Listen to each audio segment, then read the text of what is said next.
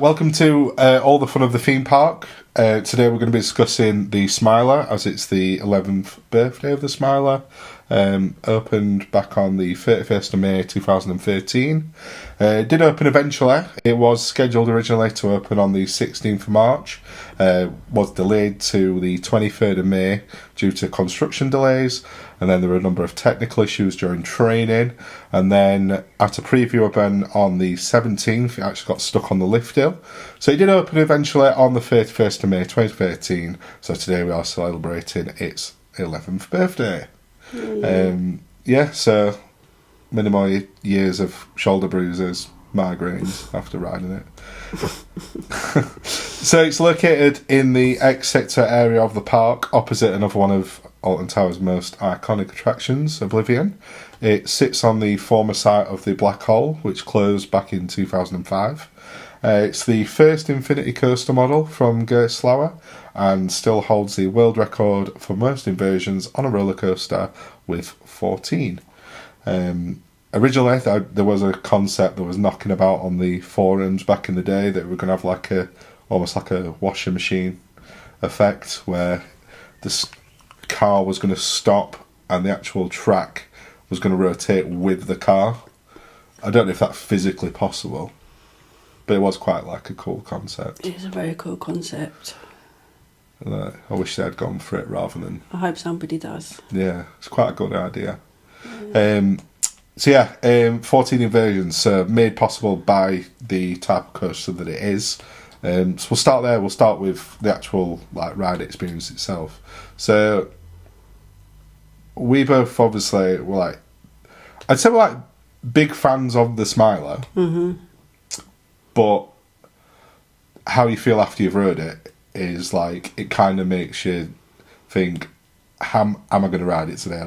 I'm not getting back on it again. Yeah. Not that day. No, do you know what I mean? It's you Once can only really enough. ride it once in a day, me, can't yeah, you? yeah. And then it's even before, it's sort of like an endurance test. Mm-hmm. I mean, one of the times that I saw it, I don't really tend to experience much pain after, but I know that you tend to suffer with it. I just Smiler though. It's the shoulders and the head. Yeah. The headache. Yeah, I think it's the restraints are they're quite hard, and a couple of the inversions. I mean, I remember saying to you mid ride, it was literally one of the inversions.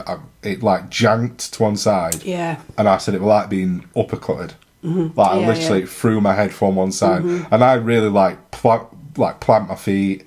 Really fight against the jankiness. Yeah. I've tried all different techniques. I think I'll try this or try that to counterbalance whatever that's happening, but and we've even not tried perfected that yet. We've even tried different seats, and I've said to you it's always better to sit on the outside seat. And I mean, when I usually take that seat, whether it's intentional or not, but obviously when we last went on it, I took the inside seat, and I literally had a migraine after. That lasted the entire day. Yeah, it spoils your day. For me, it's like a last ride of the day coaster, because I know that after that I'm going to be ugh. Yeah. Which is a shame.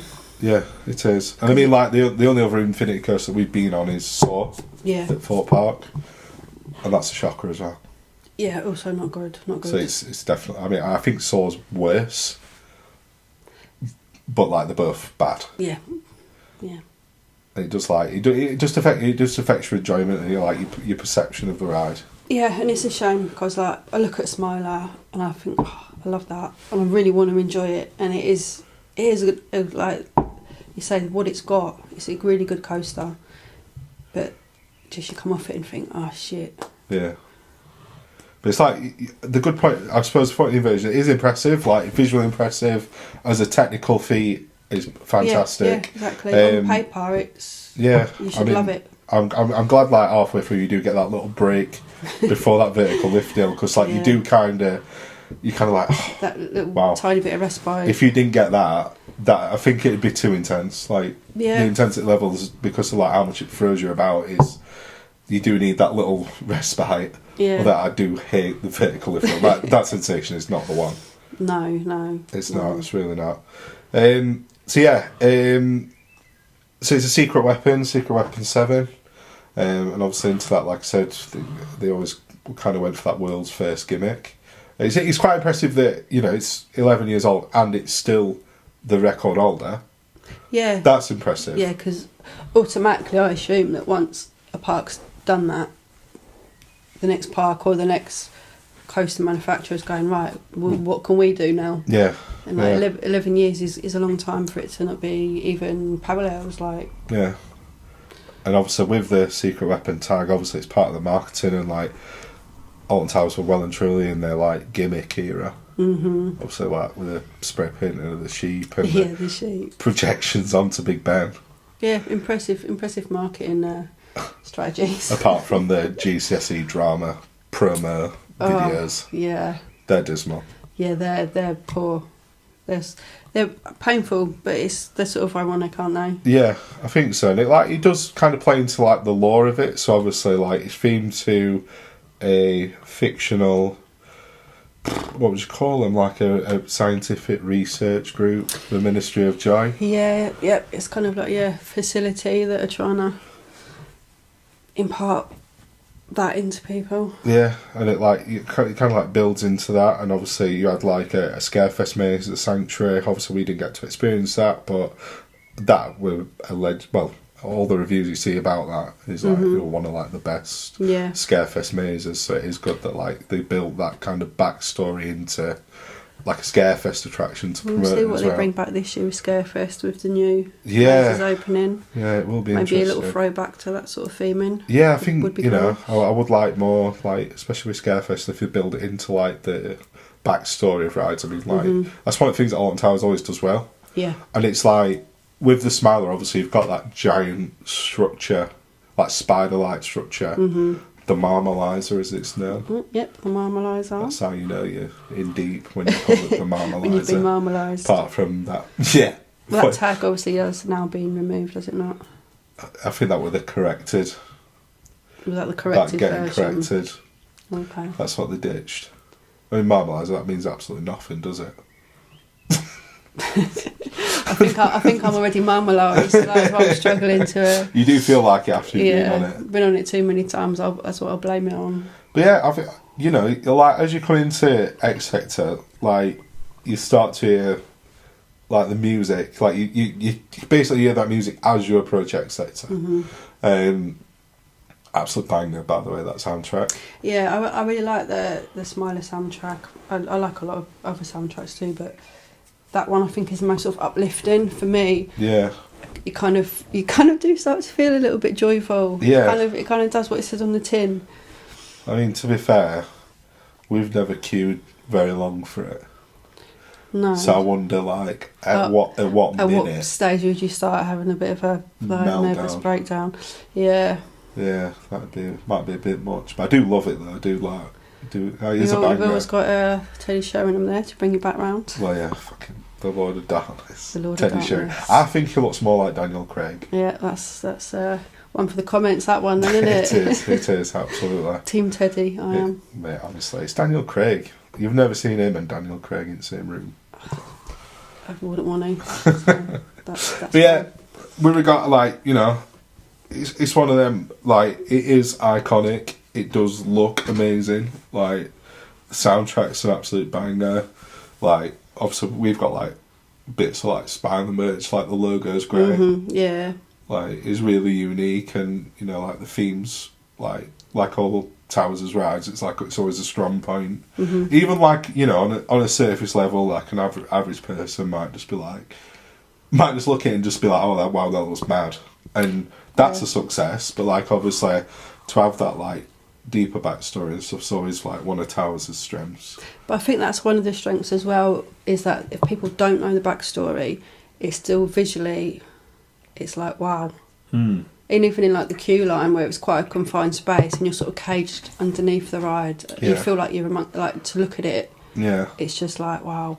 So even if you're not into it enough to know the backstories and everything else, it's still, to, you know, when you compare it to other coasters. Yeah, it's one of them where it doesn't have to be, like, spelled out or anything. Like, obviously, with regards to, like, obviously, like Wicker Man, for example, like, obviously that's got a really great backstory, but obviously that has the benefit of huddling you all into like a pre-show. Yeah. Whereas it's not spelled out to you like that. With Spineley, you've got bits like and pieces. You like obviously something's a bit odd here. Like obviously on the Marmalades there's like a wraparound screen, which has got like quite surreal and like odd imagery.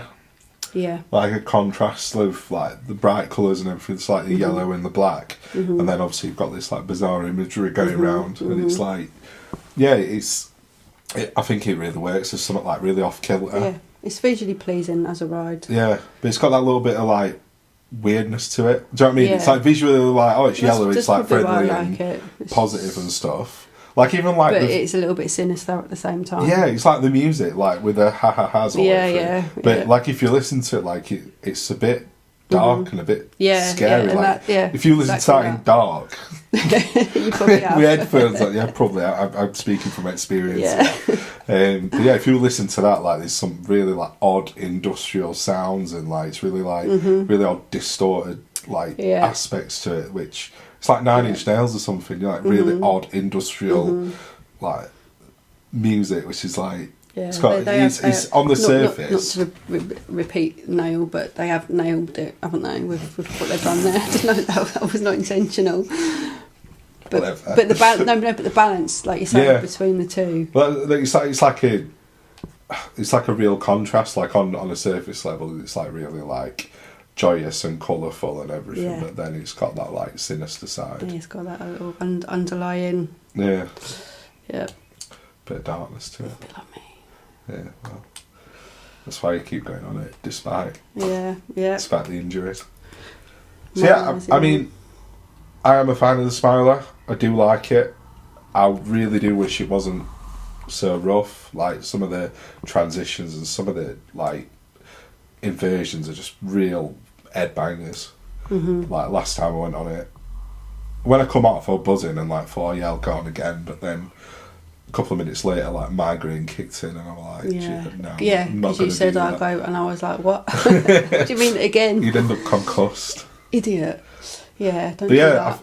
Like, there's a few elements I really like. Like, obviously, you know, it's an absolute feat. It is really impressive. It is really impressive, and I wish I enjoyed the experience more in terms of the after effect, and I'm sure. Thousands of people are going to disagree, and they, don't have the same issues. But obviously, like wherever I sit, it gets me. Yeah. And you've started to notice sitting in different places that actually. Yeah. Do you know what I mean? I feel like I used to put on forum about sitting in a certain seat because like trying to find out you always see discussions saying, "Oh, it's not rough, it's not." And it's like, well. Am I riding a different ride? Yeah. Who are these people? Yeah. What do they know? So like I've said, like, because as far as I know, like outside seats are always best for lack of, a more comfortable ride experience because you kind of, I don't know, physics. Here comes the science. But like we've sat on multiple different rows, we've tried different seats, like, but every time we do get that same, like, it is like a migraine after. Yep. But yeah, I do like it. Like, I know it's I feel like we spent a lot of time slagging it off, but yeah, I feel like we're focusing on the negatives. No, but yeah, it is. It's a great ride, and it, what it does is top. So visually, it's very pleasing. Yeah, where would you rank it? Rank it? Yeah. What am I ranking? Alton Towers coasters. Towers. I mean, near the bottom.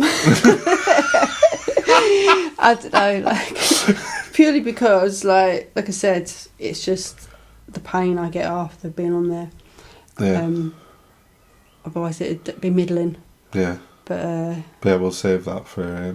We'll do ranking another time. We'll properly rank the coasters. So yeah, I think that'll do for me. That's the Smiler. Yep. We'll have a drink to celebrate. I'll go on then. So thanks for watching. Like and subscribe to the channel, and look forward to the next one. Thank you.